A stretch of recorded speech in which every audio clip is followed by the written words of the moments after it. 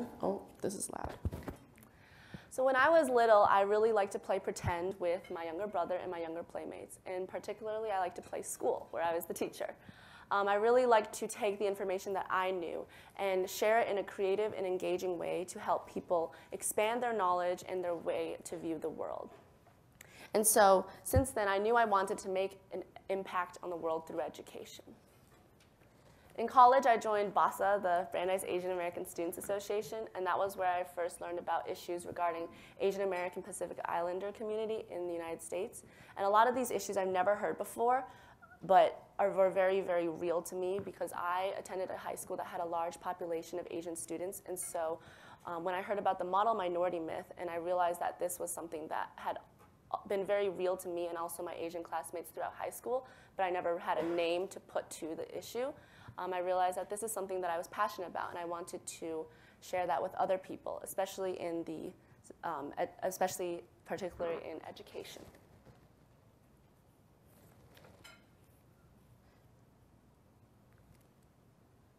So first off, a little background about what the model minority myth is and where the term came from. So the term model minority refers to minority groups that have achieved a high level of success in modern US society.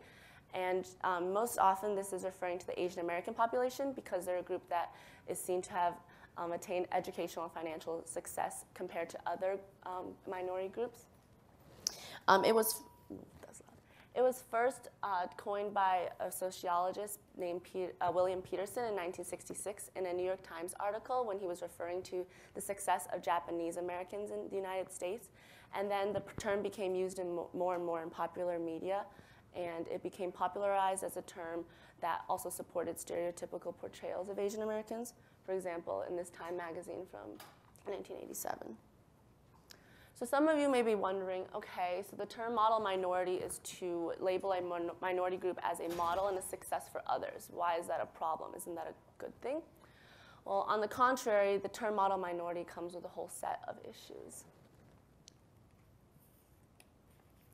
So firstly, the term model minority is often used as a claim that structural racism and white supremacy are no longer issues, and it completely disregards historical impacts on the present as well as existing inequalities. And the argument that many people use is the Asians are doing it, why can't you?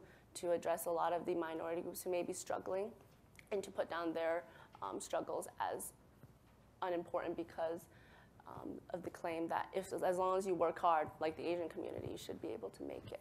And as a result, it pits the model minority group against other minority groups, and it creates unnecessary tension, suspicion, and competition. The term is also used to lump all the Asian groups into one category of Asian without recognition that the term Asian actually encompasses individuals from almost 50 different countries. And even within these 50 countries, there are different ethnic groups that have their own cultures, languages, and history.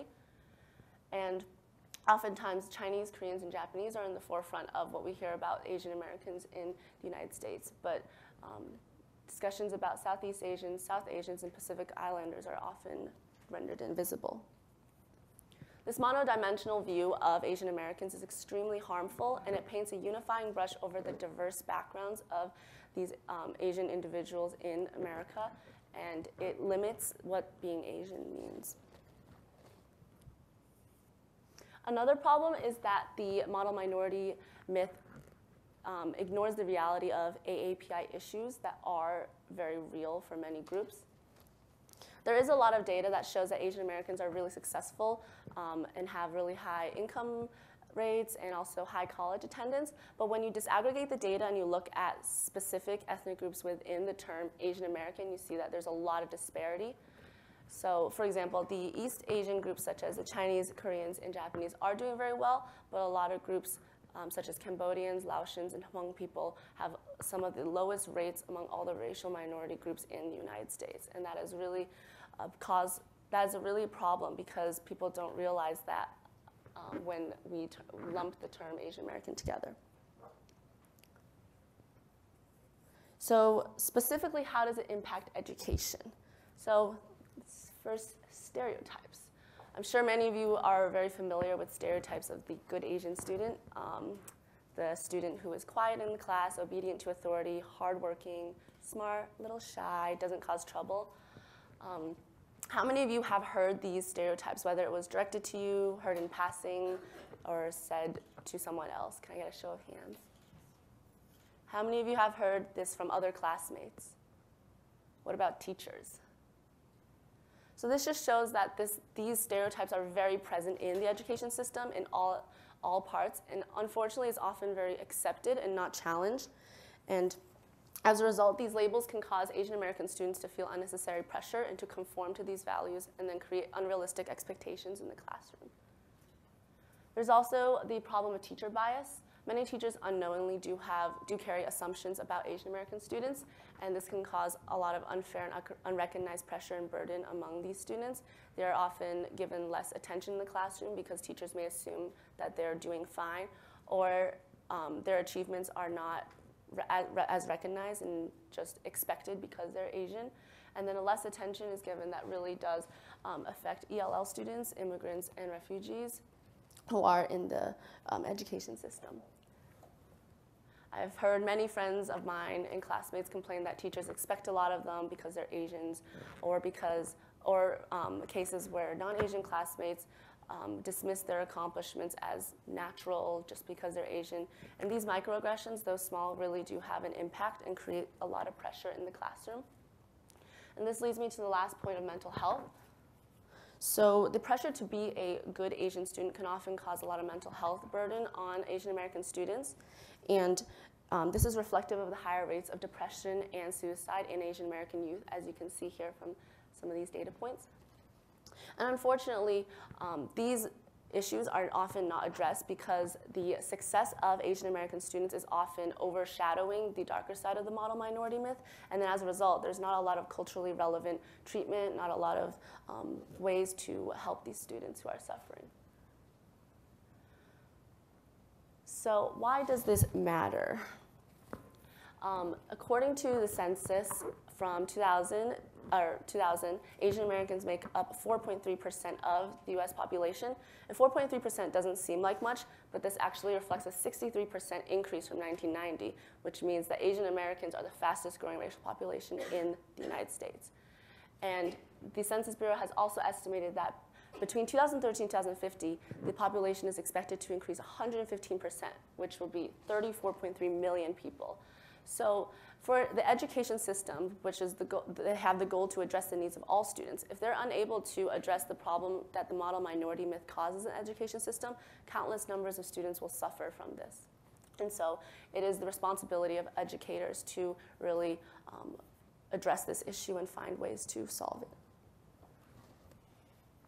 So this brings me to the last point of what can we do.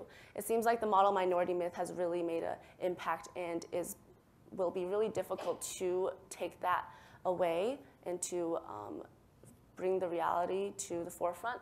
But I think that even though as individuals our impact may seem small, but it really can affect and bring change in a larger way. And so I have this 3A cycle that I'd like to share. The first step is awareness. It's really important to educate yourself about the issues around here. And Brandeis University doesn't offer an Asian American Studies program, unfortunately, but actually recently in the past semester, because of the efforts of a lot of students on campus to push this university to provide some sort of program to address Asian American history, next semester Brandeis is actually offering the first Intro to Asian American Studies, which is a really great step forward for this university. And so that is just an example of one way that people can educate themselves, because this is something that doesn't just affect Asian students, but it affects everyone. The second A is attitude. Not only is it important to educate yourself, but it's also important to look at the ways that you yourself may perpetuate this model minority myth in your words, your actions, and your attitudes. It's important to look at how your own positionality has enabled you to unknowingly perpetuate this myth. And last but not least is to advocate. Now that you have become aware of these issues and educated yourself, have looked at your own attitude and positionality, it's time to take action and advocate. It's really important to really take what you know and share it to other people. And this talk is my way of advocating to others around me to share about something that I'm very passionate about and hope to spread to others. So that concludes my talk. Thank you.